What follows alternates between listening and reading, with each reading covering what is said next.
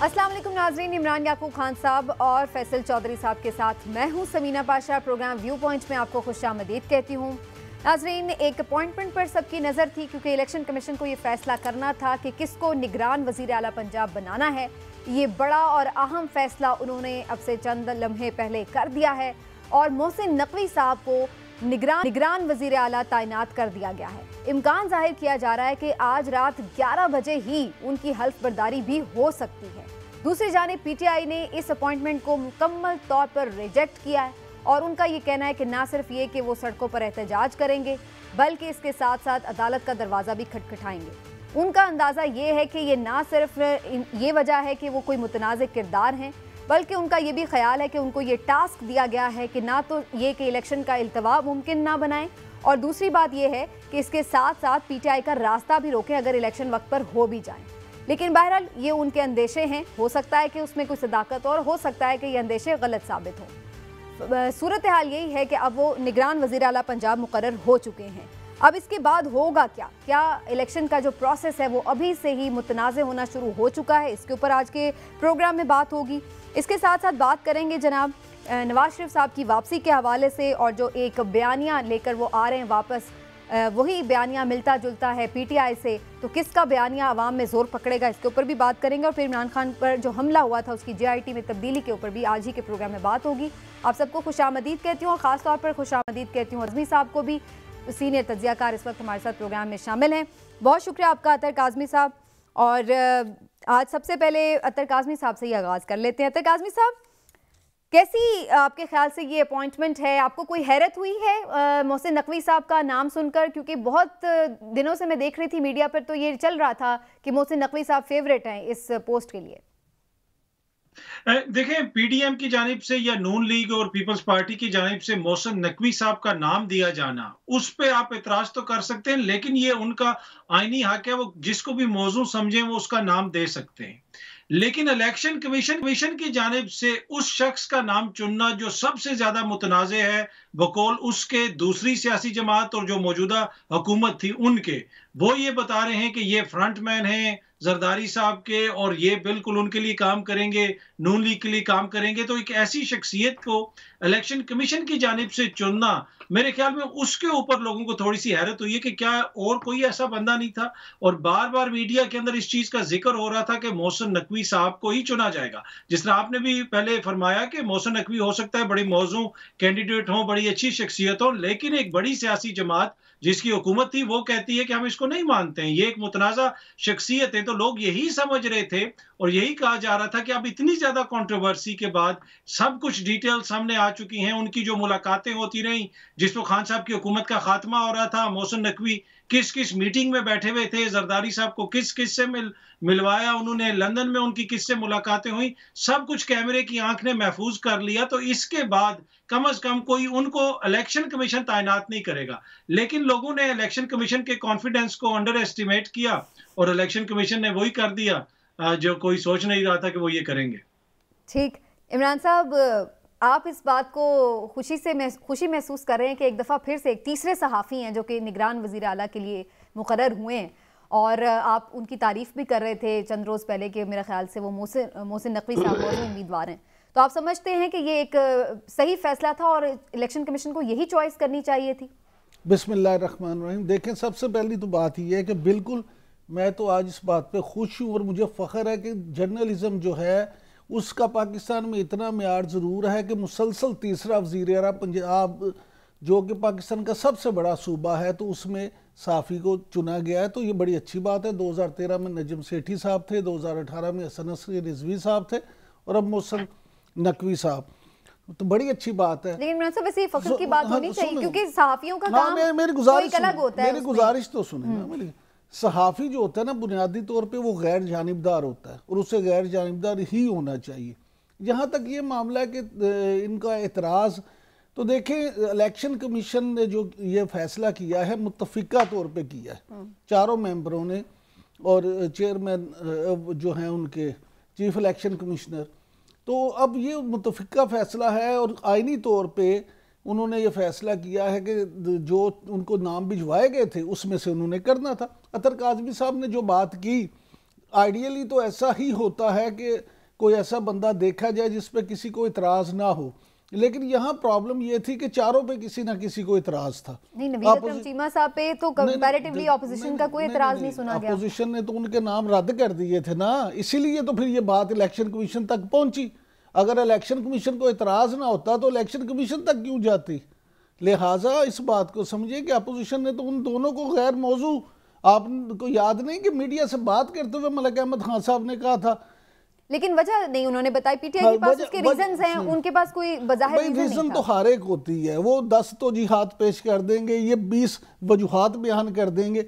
Issue ये है कि गैर आईनी या गैर कानूनी तो नहीं हुआ। लेकिन मैं आपसे एक अर्ज कर दूं कि 2017 के इलेक्शन एक्ट के बाद वजीर आला जो निगरान वजीर आला उसके पास कोई बहुत ज्यादा इख्तियारात नहीं रहे, उसके इख्तियारात बड़े महदूद मैं इस पे इख्तियारात पे तो भी आती हूँ, मैं उस पर डिस्कशन भी करती हूँ, लेकिन मैं ज़रा चौधरी साहब की इस पर एक टेक भी ले लूँ और थोड़ा लीगल ओपिनियन भी, क्योंकि चौधरी साहब, परवेज़ इलाही साहब ये कह रहे हैं कि अब वो इसको कोर्ट में चैलेंज करने जा रहे हैं, तो इसमें क्या कोई गुंजाइश है? क्योंकि आइन में तो बड़ी क्लैरिटी है कि इलेक्शन कमीशन तैनात करेगा एंड दैट्स इट, उसमें कोई बाकी गुंजाइश तो बज़ाहिर नज़र नहीं आ रही।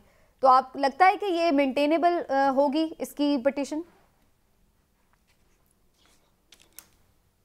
मेरा ख्याल में इसमें अदालतों की मुदाखलत शायद कम ही हो, और वो इसको पिटीशन तो वो कर सकते हैं इस पे जो वो एतराज़ ले रहे हैं, क्योंकि जो निगरान वज़ीर आला नामज़द हुए हैं वो उनके ऊपर प्ली बारगेन का एक नैब का एक इशू है। उन्होंने को 35 लाख रुपए की प्ली वॉलंटरी रिटर्न की हुई है, और सुप्रीम कोर्ट के फैसलों के मुताबिक वॉलंटरी रिटर्न और जो प्ली बारगेन है, ऐसे शख्स जो है वो अवामी उहदों के लिए वो 10 साल के लिए नाअहल होता है। लेकिन असल में केयर टेकर का जो कॉन्सेप्ट है हमारे आइन में, ये बाकी ममालिक में नहीं होता। ये एक स्पेशल अपना सर्कमस्टांस है जो कि क्रिएट किया गया था इंश्योर कराने के लिए फ्री एंड फेयर इलेक्शन, क्योंकि ज़ाहिर है हमारे जैसे मुल्कों में सिटिंग गवर्नमेंट जो है वो इलेक्शन कराए तो उस पर हमेशा उंगलियां उठती हैं। हमारे हमसाए भारत में, हिंदुस्तान में, उनका इलेक्शन कमीशन बड़ा पावरफुल है, और वहाँ पे मौजूदा सिटिंग गवर्नमेंट्स होती हैं, वही जो है निगरान हुकूमत को कोई कॉन्सेप्ट नहीं है, वही जो हुकूमतें मौजूदा होती हैं उनके तहत इलेक्शन होता है। तो इसका जो कॉन्सेप्ट इंट्रोड्यूस कराया गया था वो इसलिए था कि ताकि कोई उंगली ना उठाए। लेकिन जब इसमें देखना ये है कि क्या ऑप्शंस मौजूद थी कि कोई ऐसा आदमी लगा दिया जाता जो कि गैर जानबदार होता और जिसके ऊपर कम उंगलियां उठती, तो जो लिस्ट फहरिस्त गई है मेरे ख्याल में उसमें ऐसे नाम मौजूद थे कि उसमें से तकर्री की जा सकती थी। इलेक्शन कमीशन का मुतफ़क़ा फैसला ही आता है।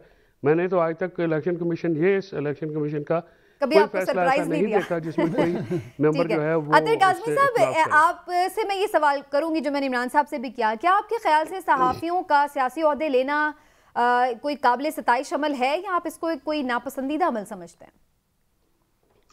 देखें, दुनिया भर में सियासी ओहदे तो सहाफ़ी लेते हैं, लेकिन डिपेंड ये करता है ना कि उससे पहले सहाफ़ी क्या करता हो। एक दिन सहाफ़ी टीवी पे प्रोग्राम कर रहा हो और गैर जानिबदार तज्जिया दे रहा हो, और अगले दिन वो काबीना का रुकन बना हो, उससे 2 दिन पहले वो एडिटोरियल लिख रहा हो और उसमें ये भी दावा कर रहा हो कि जनाब मैं बिल्कुल गैर जानिबदार हूं। तो ये इशू होता है यहाँ पे कि आपने उससे पहले क्या किया, आपका रवैया क्या रहा, क्या आपको इस वजह से नवाजा जा रहा है क्योंकि आप एक मखसूस लाइन लेते हैं, आप मखसूस लोगों को टारगेट करते हैं या मखसूस लोगों का दिफा करते हैं, उसके ऊपर एतराज होता है। तो बाकी तो देखें, सहाफ़ी हो जाए या कोई और शख्स हो जाए, वो पाकिस्तान का शहरी है। आइन और कानून अगर किसी भी शख्स को इजाजत देता है तो उसको ओहदा ले लेना चाहिए, मुझे उसमें कोई एतराज नहीं है। लेकिन कंट्रोवर्सी यहां से जनरेट होती है जहां से एक ऐसी शख्सियत जिसके बारे में यह तासुर हो कि वो सहाफ़ी भी है, किसी के बड़े क्लोज है। देखें, अगर नजम सेठी साहब का अगर आप मिसाल ले लें, वो बड़े काबिल होंगे, बड़े टैलेंटेड होंगे, लेकिन जब नून लीग की हुकूमत आती है तो सिर्फ उसी वक्त उनका टैलेंट क्यों उभर के सामने आता है। इसी तरह और भी जो सहाफ़ी दोस्त हैं जिनको सिर्फ उसी वक्त ओहदा मिलता है जब एक मखसूस जमात की हुकूमत होती है, तो फिर उसके ऊपर लोग एतराज करते हैं। इसलिए कि आप आवाम तक जो इंफॉर्मेशन पहुंचाते हैं, फिर लोगों को उस पर यह एतराज होता है कि आप जो इंफॉर्मेशन पहुंचाते रहे, हो सकता है कहीं पे आपने डंडी मारी हो।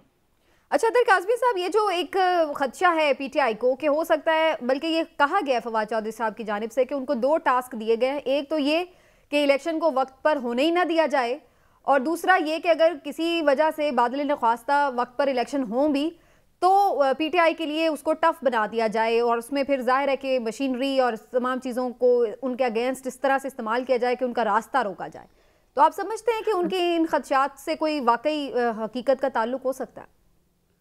देखिए, ये तो आने वाला वक्त ही बताएगा, लेकिन मैंने पिछले हफ्ते भी अर्ज की थी कि जो कराची के बल्दियाती इंतखाबात हुए उसमें इंतखाबात को जिस तरीके से मैनेज किया गया, ये कोई इतनी मासूमाना किस्म की कार्रवाई नहीं हुई है। ये बुनियादी तौर पे एक रिहर्सल की गई है जिसका इतलाक हम देखेंगे, यही मॉडल अपनाया जाएगा पंजाब के अंदर। और मैंने उसी वक्त अर्ज कर दी थी कि पंजाब के अंदर किसी ऐसी शख्सियत को लाया जाएगा कि जहां पे पीटीआई को रोकना मकसूद है। अगर आपने वफाक के अंदर पीटीआई की 2/3 अक्सरियत रोकनी है तो उसके साथ साथ जरूरी है कि पंजाब के अंदर भी उनकी अक्सरियत बड़े पैमाने पे रोकी जाए। तो इसी वजह से पंजाब के अंदर ये कार्रवाई डालने की कोशिश तो होगी। और मोहसिन नकवी साहब का जिस तरह जरदारी साहब के साथ ताल्लुक है, उनकी वीडियोस हमने देखी कि कैमरे ने कितनी दफा उनको कैप्चर किया, जिधर जिधर वो जरदारी साहब के साथ और नून लीग की क्यादत के साथ फिरते रहे, मलिक अहमद खान साहब के साथ फिरते रहे।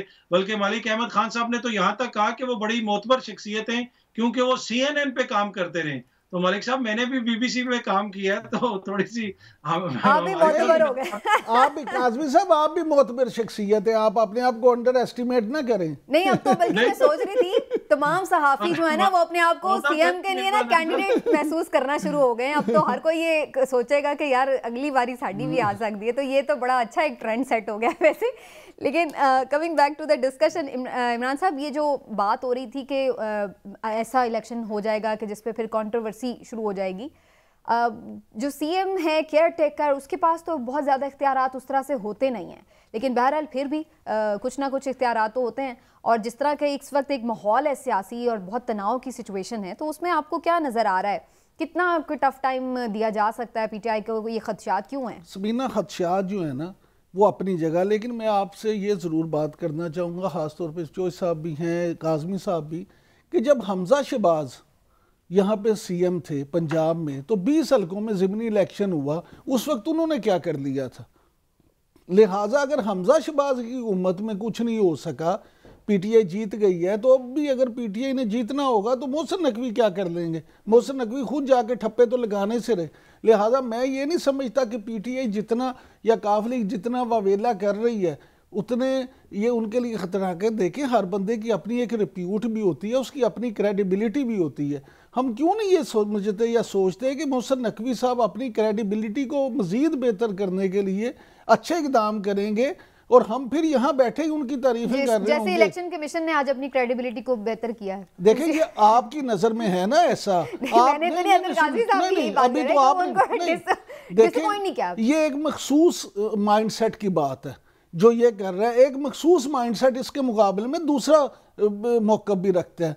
लिहाजा पाकिस्तान में तो ये सबसे नजर आ रही है ना, दूसरी तरफ के मखसूस माइंडसेट के लिए कोई रीजंस नहीं नजर आ रही। क्यों रीजन नहीं आ रही? जहां पे हम कहें कि इलेक्शन कमीशन ने उनके अगेंस्ट ये काम कर दिया। नहीं, मेरी गुजारिश सुने, इलेक्शन कमीशन ने अगर आप देखें कौन सा गैर कानूनी काम किया है या कानूनी काम? हाँ जी, तो बात तो यही है। जो तासुर जा रहा है ना उससे ये लग रहा है तो जो मर्जी अगेंस्ट आ रहे हैं। नहीं, मेरी गुजारिश सुने, तासुर तो आप जो मर्जी बना लेना, तासुर कायम करने में कौन से पैसे लगते हैं? इलेक्शन कमीशन बिल्कुल इंडिपेंडेंट है चौधरी साहब, और आप लोग ऐसे ही जो पीटीआई वाले हैं शोर। अच्छा, ये मैंने कब कहा? ये अपनी मर्जी तो मैंने तो ये नहीं कहा इंडिपेंडेंट नहीं है। मैं तो ये नहीं कह रहा, मैं ये कह रहा हूँ कि ये फैसला उन्होंने आइन और कानून के मुताबिक किया है। इसमें कोई गैर कानूनी काम है तो सुप्रीम कोर्ट में ये जाएंगे तो सामने आ जाएगा। बिल्कुल ठीक है चौधरी साहब, बात यह है कि आइन और कानून के मुताबिक एक काम हुआ है, लेकिन पीटीआई हर मामले में खुद ब खुद ऐसे लगता है कि हर चीज़ को बहुत ज़्यादा कंट्रोवर्शियल भी बना देती है, बहुत एतराज़ात उठाती है। पहले उन्हें आने तो दें, चलने तो दें, अगर वो कुछ ऐसा करें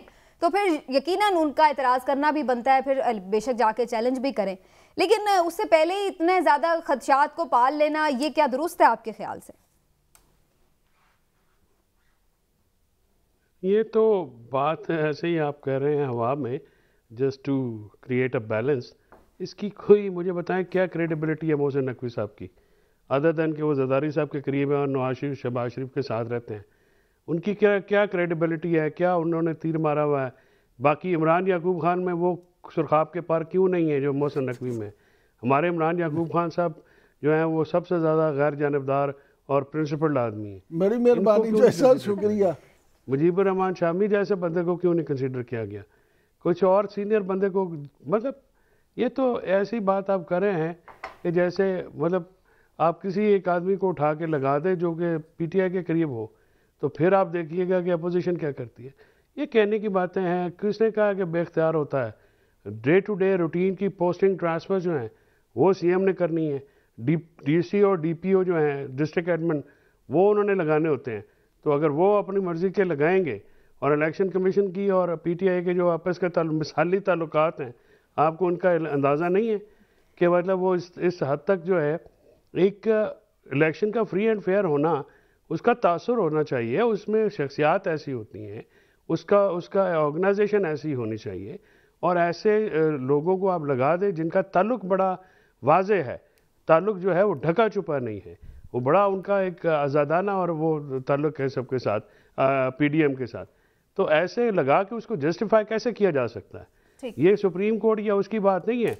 क्या इलेक्शन कमीशन पाबंद नहीं है आर्टिकल 218? सही है। एक निगरान सेटअप का मकसद ये है कि ऐसा बंदा हो जिसके ऊपर क्या अगर ये अपॉइंटमेंट जो है free fair just honest election transparency के किसी तकाजे को पूरा करती है? मेरा नहीं ख्याल कि ये पूरा करती है।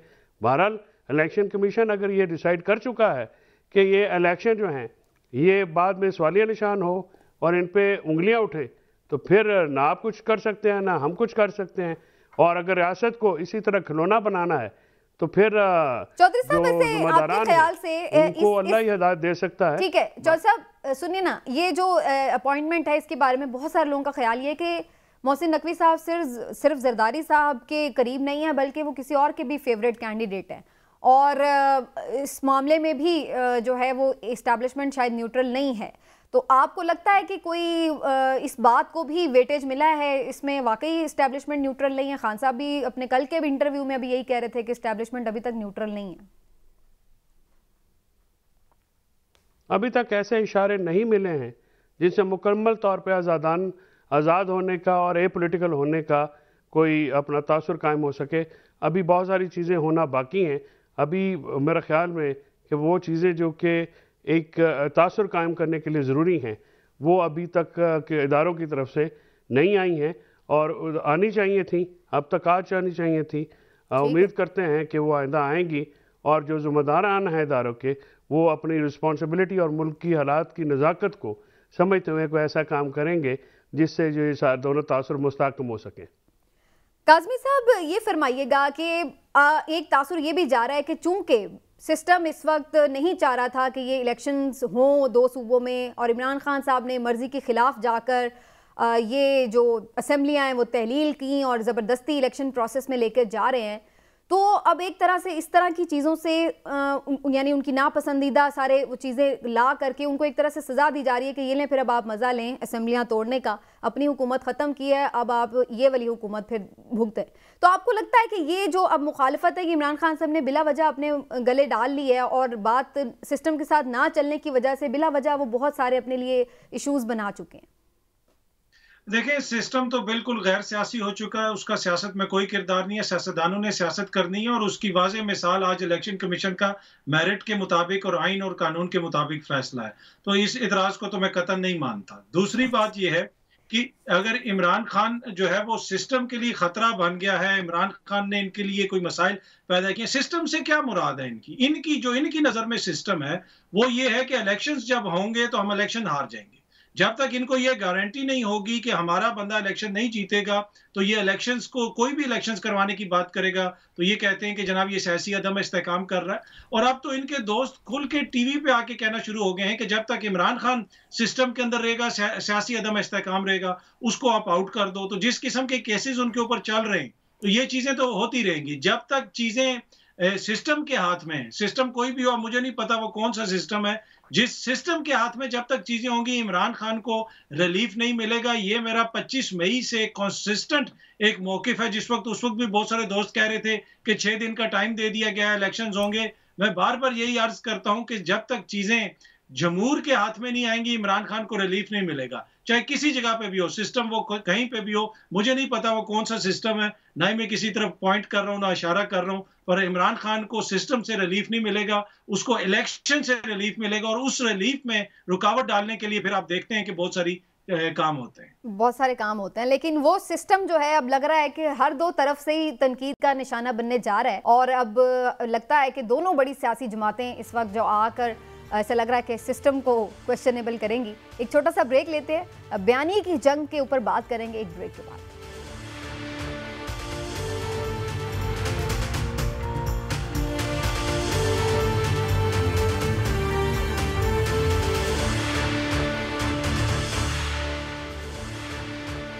वेलकम बैक नाजरीन। और कहा जा रहा है कि अगला इलेक्शन जब भी हो, बहरहाल ये एक नजरियाती इलेक्शन होगा, बयानी की जंग होगी। और इस सिलसिले में पीटीआई का एक बयानिया है इमरान खान साहब जो मुसलसल पिछले 10 महीने से लेकर चल रहे हैं। उधर अब PMLN भी लग रहा है कि एक नए बयानिए के साथ मैदान में उतरने को है। और ये इतना भी नया बयानिया नहीं है, उनका जो बयानिया है ऑलमोस्ट अब सामने आना शुरू हो चुका है। जनरल बाजवा साहब पे तनकीद हो रही है, एस्टैब्लिशमेंट को जो है उस पर ताक कर हमले किए जा रहे हैं। मैं आपको सुनवा देती हूँ कि इमरान खान साहब और जावेद लतीफ़ साहब किस तरह से अपने अपने मौक़िफ़ को लेकर आ रहे हैं सामने, और फिर आप देखिए कि दोनों जमात तरफ से कैसे तनकीद हो रही है। जी, क्या सरपरस्ती आज जो जिस जगह से हो रही है, और क्या 2 इलेक्शन ज़िमनी 20 सीटों पे जो ज़िमनी इलेक्शन हुआ था उस पर भी सहूलतकारी उस वक्त के फैज़े आम कर रहे थे और नताइज ले रहे थे, और वो फैज़े आम आज भी जारी है। तो ऐसा लग रहा है कि दोनों बड़ी सियासी जमातें जो हैं वो एंटी एस्टैब्लिशमेंट बयानिया लिए हुए हैं। इमरान साहब, बयानिया तो दोनों का मिलता जुलता है, दोनों कह रहे हैं कि जी इस्टेब्लिशमेंट हमारे खिलाफ है। तो आपके ख्याल से किसका जो बयानिया है वो अवाम में मकबूल होने के चांस ज़्यादा हैं?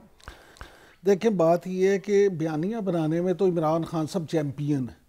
हालांकि आप देखें कि सबसे पहले ये बयानिया नवाज शरीफ साहब ने बनाया था। मैं अभी रिसेंट पास्ट की बात कर रहा हूँ। वही बयानिया थोड़ा सा रिफाइन करके जब वो वोट को इज्जत दो का कहते थे, और आपको याद होगा कि सबसे पहले बाजवा साहब पे उन्होंने तनकीद की, गुजरांवाला बड़ी खुले। हाँ जी, उस वक्त तो 1 पेज जो था ना एजेंडा, उससे बड़ी कोई बात ही नहीं थी, इसलिए इमरान खान साहब उनकी तारीफ करते नहीं थकते थे। उसके बाद जैसे ही अदम एतमाद हुई तो खान साहब ने वही उचक लिया बयानिया नवाज शरीफ का, और उसको मज़ीद रिफाइन करके उसमें मिर्च मसाला भी डाला, उसको तेज़ भी कर दिया।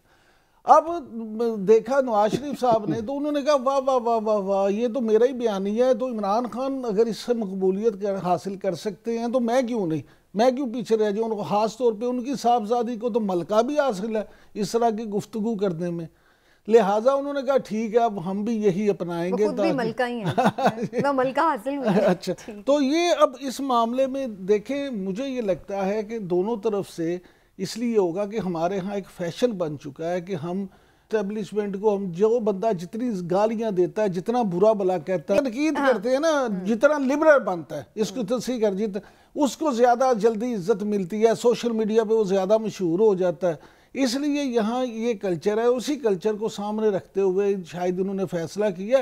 तो इसमें मेरा हो सकता है आपको इतराज़ हो, लेकिन जो ज़्यादा तनकीद करेगा उसका बयानिया ज़्यादा बिक जाएगा। अच्छा, ये वजह क्यों? अतर काज़मी साहब, आपको क्या लगता है, क्या सिर्फ बयानिया बयान करने का ही एक जो स्टाइल है वो लोगों को इम्प्रेस करेगा, या फिर बयानिए की हालात व वाक़यात के साथ मुताबिकत भी कोई हैसियत रखती है कि बयानिए में सच्चाई कितनी है, हालात क्या कह रहे हैं और आप बोल क्या रहे हैं? तो क्या चीज़ मैटर कर रही होगी? ऑब्वियसली जिस तरीके से आप बोलते हैं, जिस तरीके से आप बयान करते हैं वो तो मैटर करता है, लेकिन उसका बैकग्राउंड क्या है और आपका जो कॉल ऑफ फेल है वो बड़ा इसमें इंपॉर्टेंट होता है। इमरान खान साहब ने जो तनकीद की, यहाँ पे तनकीद की, जिस तरीके से तनकीद की पाकिस्तान के अंदर की, और जो बयानिया वो लोग लेके चल रहे थे वोट को इज्जत दो का या फौज को टारगेट करने का, बुनियादी तौर पे फौज की लीडरशिप का, वो उनको बैकफायर कर रहा था।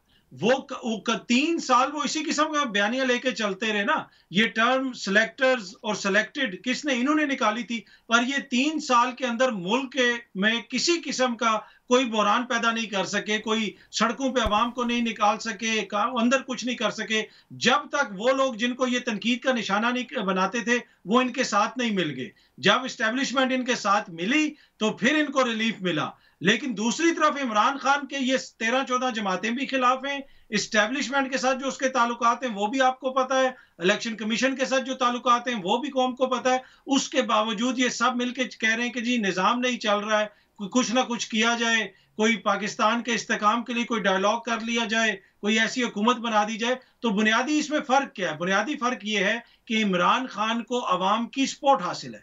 2018 में उसको सिर्फ इस्टेब्लिशमेंट की सपोर्ट से कामयाबी नहीं मिली थी, अवामी सपोर्ट भी थी। इनको इस्टेब्लिशमेंट की सपोर्ट तो हासिल हो सकती है मौजूदा हुक्मरानों को, इनको अवाम की उस पैमाने के ऊपर, उस लेवल पे सपोर्ट हासिल नहीं है। ये इनकालमिया बयानिया ये जो मर्जी बनाते रहे उससे फर्क नहीं पड़ेगा। लेकिन अतर काज़मी साहब, आप ये बात कह रहे हैं कि इनके बयानिए को पजीराई नहीं मिली थी, जबकि हम देख रहे हैं कि जो आखिरी साल चल रहा था इमरान खान साहब की हुकूमत का निकालने से पहले, तो उसमें तो ना सिर्फ ये कि जलसे भी हो रहे थे PMLN के, बल्कि आपको याद होगा कि वो मरियम ये कहती हुई ये ज़िमनी इंतखाब जीत रहे थे और मरियम ये कह रही थी कि PMLN का टिकट चल रहा है। तो बेसिकली लोगों को नज़र आ रहा था कि अगला जो इलेक्शन है वो शायद PMLN जीतने वाली है, तो लोग उसकी तरफ जा रहे थे। तो इसका मतलब है कि उनका बयानिया फिर काम कर रहा था तो लोग उनकी तरफ जा रहे थे।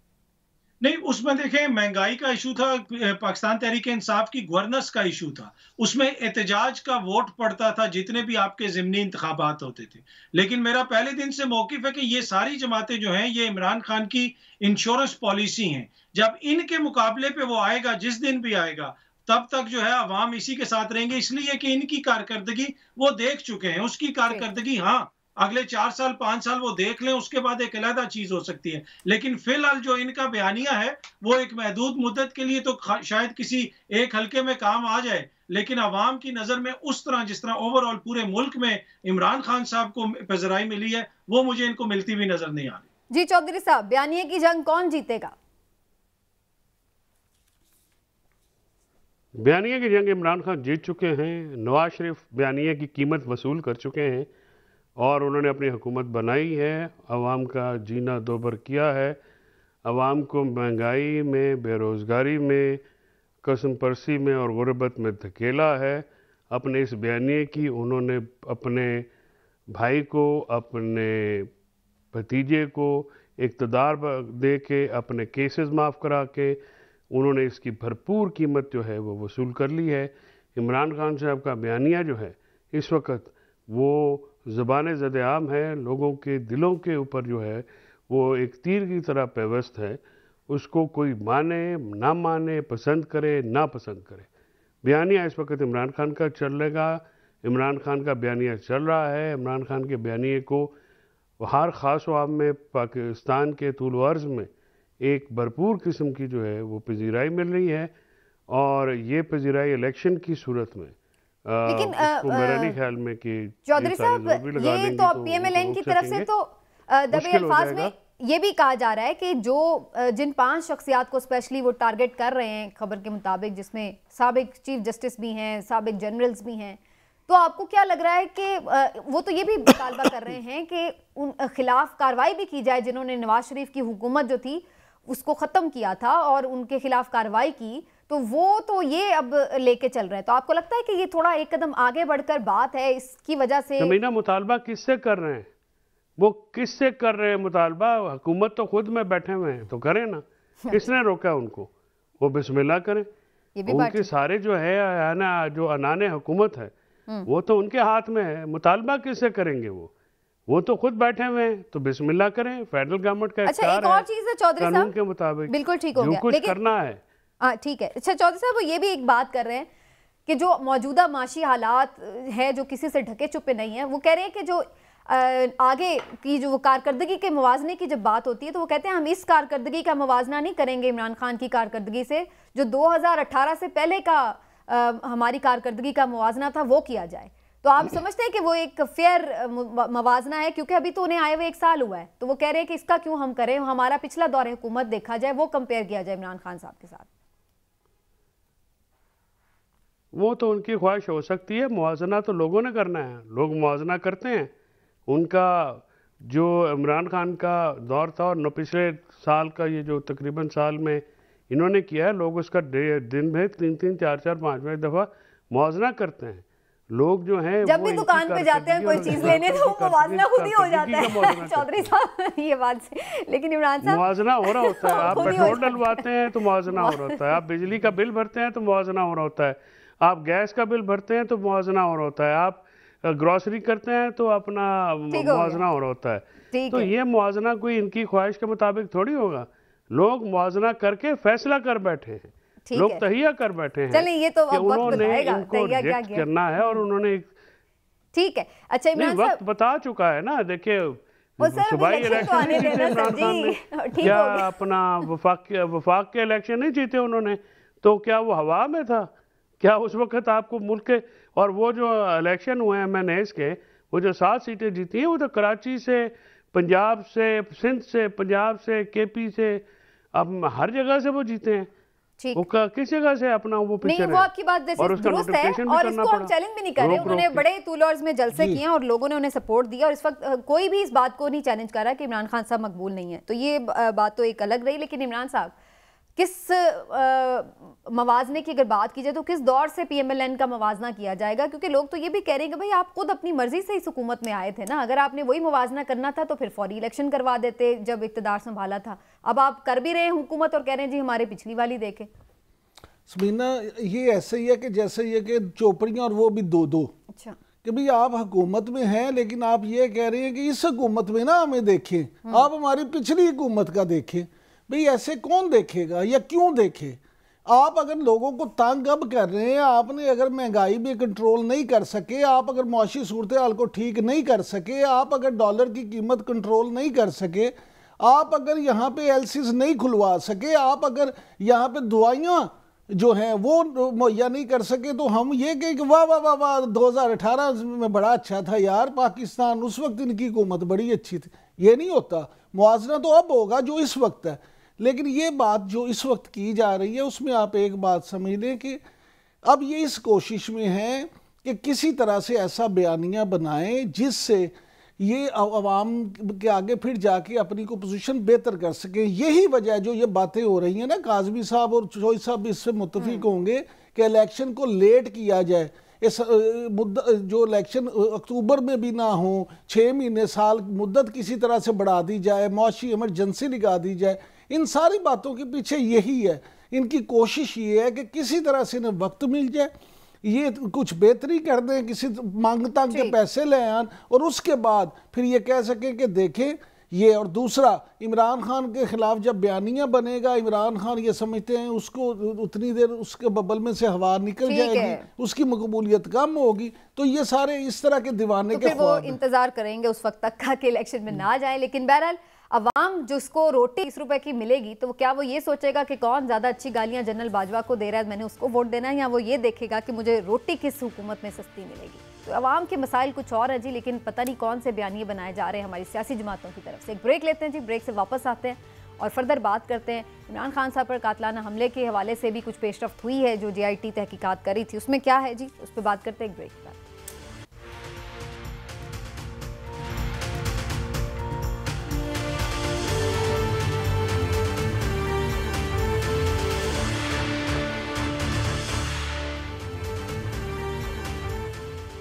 वेलकम बैक नाजरीन। इमरान खान साहब पर जो कातिलाना हमला हुआ था वजीराबाद में, JIT बनाई गई, उसकी रिपोर्ट भी आई, फिर बहुत सारे मामलात आते रहे।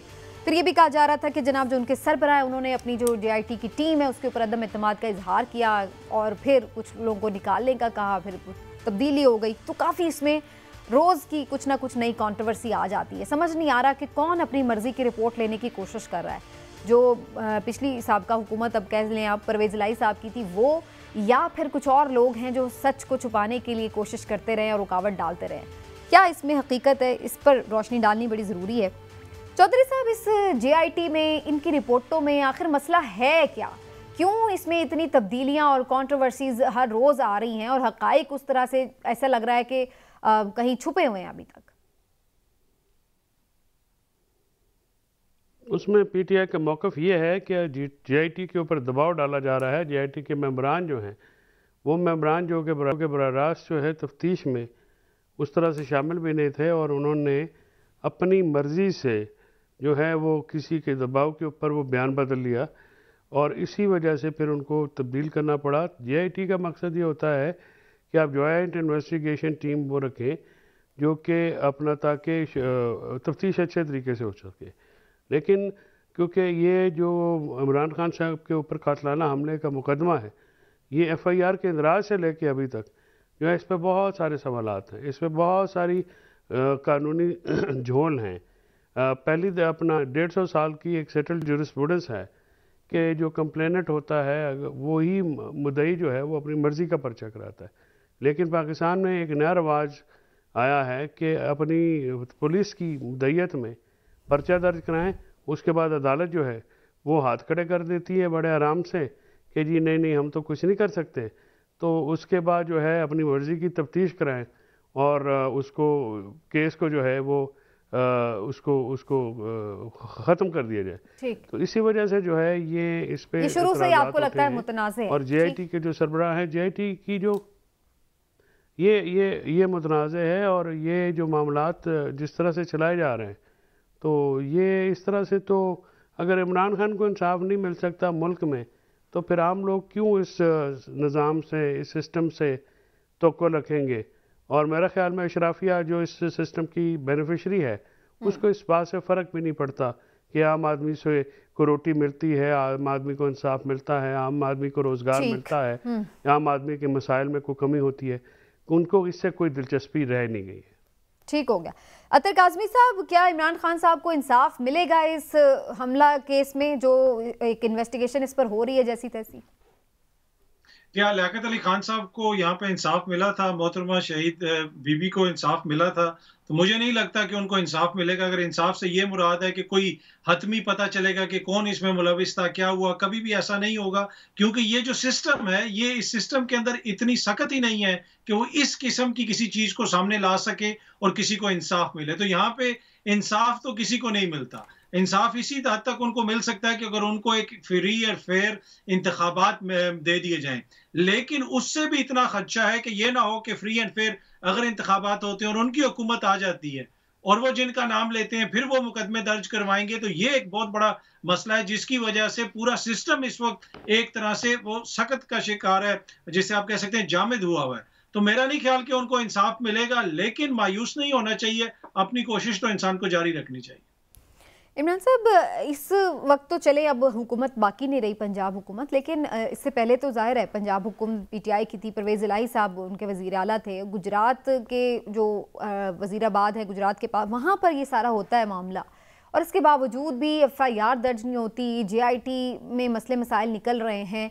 तो क्या ये जस्टिफाइड है कि फिर ये हुकूमत जो है, जो अब निगरान हुकूमत है, ये इसको सही तरह से आगे प्रोसीड कर सकेगी इस मामले को? मैं कहता हूं कि निगरान हुकूमत को ज़रूर करना चाहिए, और ख़ास तौर पे इसलिए भी करना चाहिए कि जो मोहसिन नकवी साहब पे ये इल्ज़ाम लगाया जा रहा है या उन पे ये कहा जा रहा है कि ये उनके बड़े करीब हैं, तो उन्हें भी ये मौका है उनके लिए कि वो इस पे इमरान खान साहब से मिलें, उनसे JIT जो नई बनाए। वैसे हमारे वाकफान हाल के मुताबिक JIT अब नई बनेगी। गुलाम महमूद डोगर साहब जो हैं उनकी, ये अफसर जो आज शामिल किए, उनकी JIT जो है वो ख़त्म कर दी जाएगी। तो उसमें बात ये, जब जो काज़मी साहब बात कह रहे थे ना मोहतरमा शहीद की या उससे पहले लियाकत अली खान साहब की, तो काज़मी साहब एक नाम स्किप कर गए, जनरल ज़ियाउल हक का। उनके बेटे भी 2-3 दफ़ा उसके बाद मिनिस्टर भी बने हैं, लेकिन वो किसी को नहीं पता चला। यहाँ पे होता ये है कि इस तरह की बातों में ये ज़रूर हो सकता है काज़मी साहब, जो आप बार बार सिस्टम की बात करते हैं ना, इमरान खान साहब को सोलर सिस्टम ऐसा ले आए कि सारी चीज़ें ठीक हो जाएं। इस मुल्क का जो मौजूदा सिस्टम है उसमें इतनी सख्त ही नहीं है कि वो इन चीज़ों को ठीक कर सके। औरंगजेब ने भी आज कहा ना कि यहाँ पर अगर आपको कुछ पसंद नहीं है सिस्टम, तो फिर मार्स पे चले जाएं, मरीख पे चले जाएं। मामला ये है कि यहाँ पे अब देखें आप कि इमरान खान, जो इस पे किसी को शक नहीं, अगर है तो मुझे नहीं पता क्यों है, होना नहीं चाहिए, कि इस वक्त मकबूल तरीन सियासी रहनुमा इस वक्त। अब अच्छा, उन पे एक वो आपके कौमी हीरो भी रहे हैं प्लेयर के तौर पे, चले सियासतदान के तौर पे तो किसी के हीरो हैं, किसी के ज़ीरो हैं किसी के लिए, लेकिन क्रिकेटर के तौर पे, शौकत खानम हॉस्पिटल बनाने के तौर पे तो पूरी कौम के हीरो थे, पूरी कौम ने उनको पसंद किया, प्यार किया उनसे। अब वो बंदा, उस पर हमला होता है, उसकी मर्ज़ी के मुताबिक FIR दर्ज नहीं होती। पहली बात तो ये है कि यही बहुत बड़ा जुल्म है। ठीक है या गलत है, FIR है, फर्स्ट इंफॉर्मेशन रिपोर्ट, आप उसकी दे दें, तफ्तीश में बता दें। ये तासुर देना और ये तासुर पूरे अवाम में इसको मजबूत करना कि जनाब ये इनकी ऐसी तैसी या साडा ना दे के ते दहान, ये ठीक नहीं होता। मुहज़्ज़ब मुआशरों में इस तरह से नहीं होता। पहली तो बात ये, मैं छोटा सा वाक़या आपको सुना दूं। काज़मी साहब, अब मैं काफ़ी पुरानी बात है, IG पंजाब लेवल के एक अफसर के पास बैठा हुआ था और इंतहाई अपराइट और प्रोफेशनल आदमी थे वो। तो अचानक उस वक्त एक वफाकी वजीर आए उनके पास और वो उनके गवर्नमेंट कॉलेज के क्लास फेलो थे, गवर्नमेंट कॉलेज के दोस्त थे। उनके साथ एक बाबा था, बाबा जी जो 80-90 साल उनकी उम्र थी। तो वो वफाकी वजीर ने अपने दोस्त से कहा कि यार बाबा जी का मसला हल कर दो। बाबा जी ने अपनी जेब से एक FIR निकाली और उस पेपर की ऐसे 8 तहें लगी हुई थी, वो खोली और IG साहब को दे दी। IG साहब ने कहा बाबा जी मैनू दसो करना की है। तो उन्होंने कहा जी मुझे ना इंसाफ दे दे। मेरी मौजूदगी में वो जिंदा है अफसर इस वक्त, उन्होंने वो कागज उसी तरह से 8 हिस्सों में तय किया और बाबा जी को दे दिया। उन्होंने कहा जी फिर मैं आपको इंसाफ तो नहीं दे सकता। ठीक। बाबा जी ने पूछा वो क्यों? उन्होंने कहा इसलिए कि हमारी पुलिस के पास मुझे 28 साल हो गए हैं नौकरी करते हुए, मैंने आज तक इंसाफ होता नहीं देखा।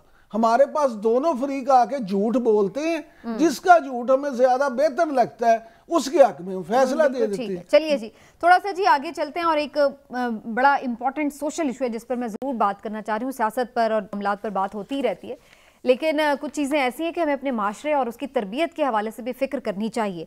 ये एक अफसोसनाक वाक़या पेश आया जी लाहौर के एक एलीट स्कूल में, और यहाँ पर देखा जा सकता है कि एक तालिबा को कैसे ज़दोकोब कर रही हैं बाकी 3-4 तालिबात मिलकर। और इल्ज़ाम ये भी सामने आ रहा है कि जो ये बच्चियां थीं ये सारी कुछ ड्रग्स लेने में इन्वॉल्व थीं। और अब इस सारे मामले ने ना सिर्फ ये कि जहां ये सवाल उठा दिए कि जो एलीट स्कूल कल्चर है इसमें हो क्या रहा है, वहीं पर ये भी कि देखिए इतना आसान है, हमारे बच्चे बच्चियां जो हमारा फ्यूचर हैं उनको इस तरह से इन लत पर लगा दिया गया और फिर जिस तरह से उसके साथ बच्ची के साथ सलूक है वो इटसेल्फ एक काबिल मुसव्वत है। तो इसके ऊपर मैं ज़रूर आप लोगों के कमेंट्स लेना चाहती हूँ। पहले अतर काज़मी साहब आपकी तरफ आऊँगी। काज़मी साहब, ये क्या आपको नज़र आ रहा है, ये किसका फ्लॉ है, किसकी नाकामी है कि स्कूल्स तक बच्चियों तक ये जो ड्रग्स हैं, मनशियात हैं, ये पहुंच भी जाती हैं और फिर उसके बाद उसके ज़ेरे असर वो जिस तरह का सलूक कर रही हैं साथी तालिबा के साथ, तो ये कितना बड़ा सवालिया निशान है हमारे माशरे पर और हमारे स्कूल्स पर?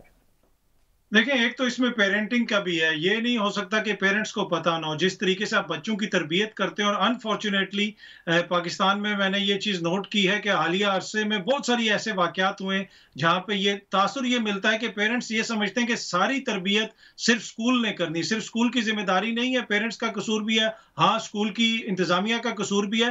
पर ये जो वाक़या पेश आया ना, देखें इस पे जो मॉरल पैनिक क्रिएट करने की कोशिश की गई ना, एंड ऑफ द डे ये 13-14 साल की उम्र की बच्चियां हैं, इनको बच्चों की तरह ट्रीट करें। इन्होंने गलती की है, ये कोई दहशतगर्द नहीं है कि इनको उठा के उस गंदे सिस्टम के अंदर हम जेलों में फेंक दें, जिसके हवाले से अभी हमने यहाँ पे बात की, जो किसी को इंसाफ नहीं दे सकता। तो इसको उस तरीके से ट्रीट किया जाए जिस तरीके से ये होना चाहिए। हाँ, इन बच्चियों को स्कूल की सतह के ऊपर पेरेंट्स सजा दें, जरूर वो बात करें, लेकिन इससे मॉरल पैनिक ना क्रिएट किया जाए कि जनाब इस पूरे माशरे में अगर कोई चीज सबसे बुरी हो रही है तो वो यही 3 बच्चियां नहीं। ये बच्चियां इस माशरे का अक्स हैं, जो वालिदैन ने इनको तरबियत दी है ये उसका अक्स है। हम सब के लिए ये रिफ्लेक्शन का मोमेंट है कि हम अपने बच्चों की तरबियत कैसे करते हैं, इनसे सबक सीखें और पूरा माशरा भी सीखे और कोशिश करें कि अगर हम कोई बेहतरी ला सकते हैं तो बेहतरी लाएं। बच्चों की तरबियत अपनी जगह, लेकिन चौधरी साहब ये भी तो कोई क्वेश्चन उठाए ना, ये भी तो कोई पता लगाए कि आखिर